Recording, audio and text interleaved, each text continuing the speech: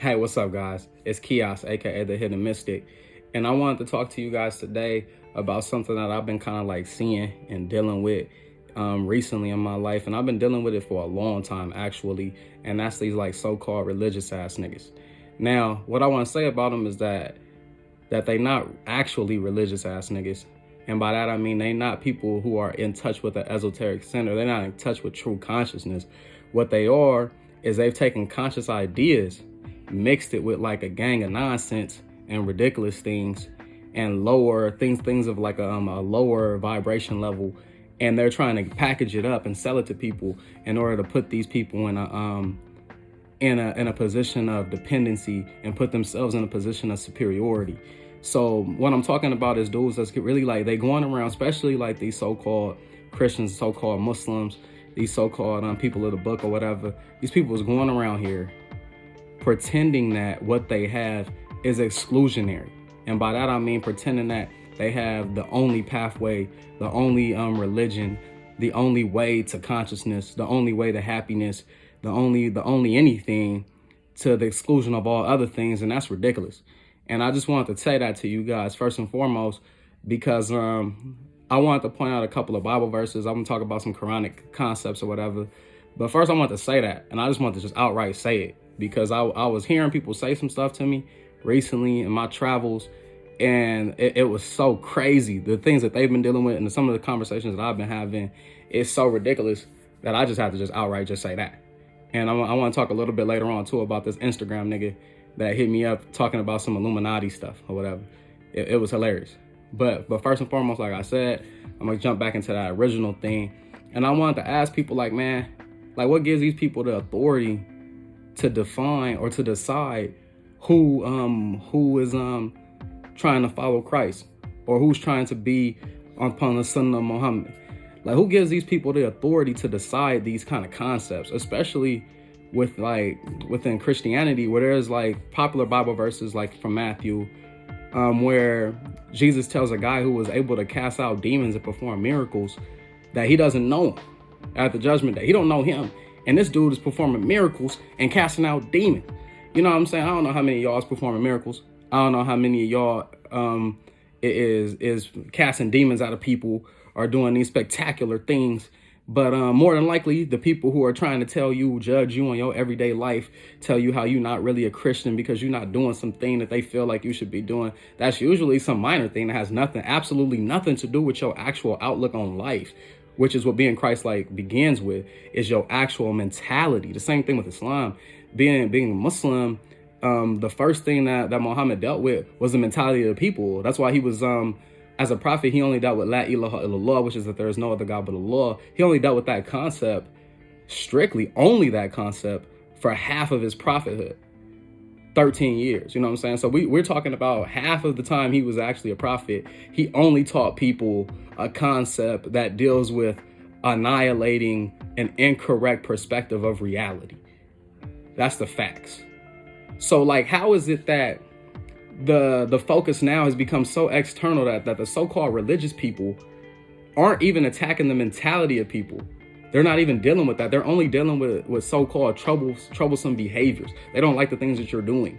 So they're addressing that they're addressing a symptom. That's symptomatic thinking. That type of thinking shows spiritual immaturity. These people shouldn't be in no type of leadership position over you or over anyone, period.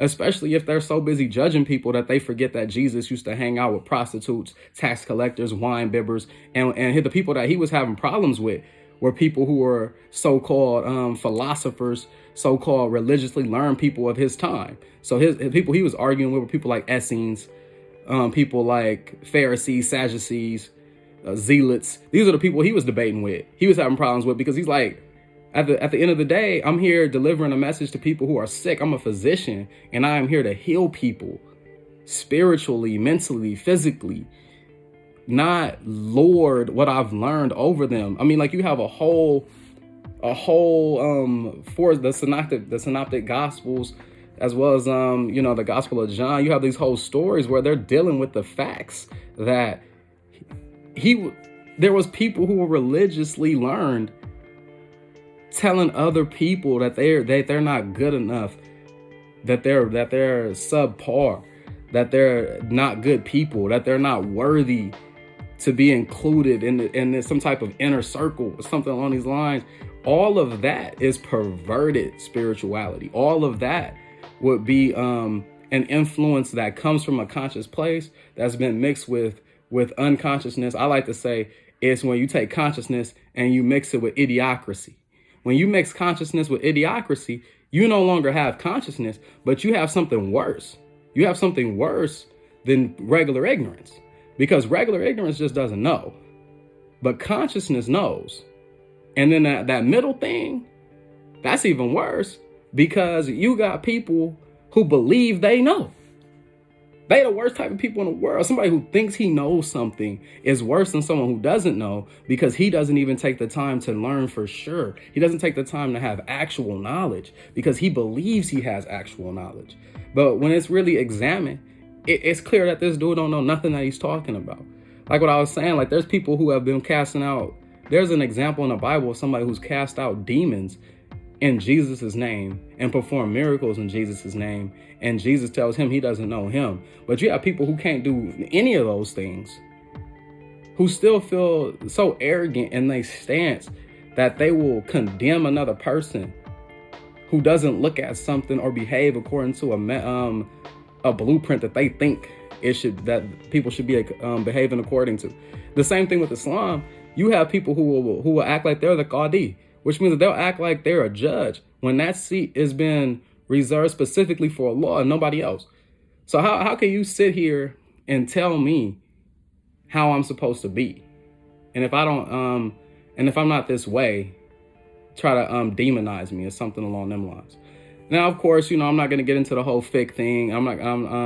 Even though it's clear that upon like clear hadith that there was going to be 80 something sects of Islam, 80 something sects of Christianity, 80 something sects of Judaism, and only one of those branches would be on the correct path. One branch from Judaism, one branch from Christianity, one branch from Islam.